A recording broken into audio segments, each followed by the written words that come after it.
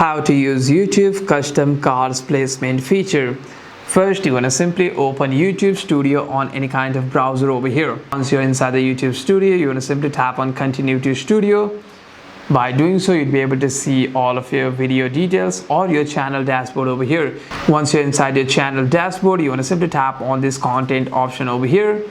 And once you're inside your content, you want to simply tap one of your videos over here that you want to edit the cards of. After that, once you're inside the video details, you want to simply swipe over here and you'll be able to see an option called cards. So you can simply tap on this pencil icon beside the cards section, and here you'd be able to add your cards over here.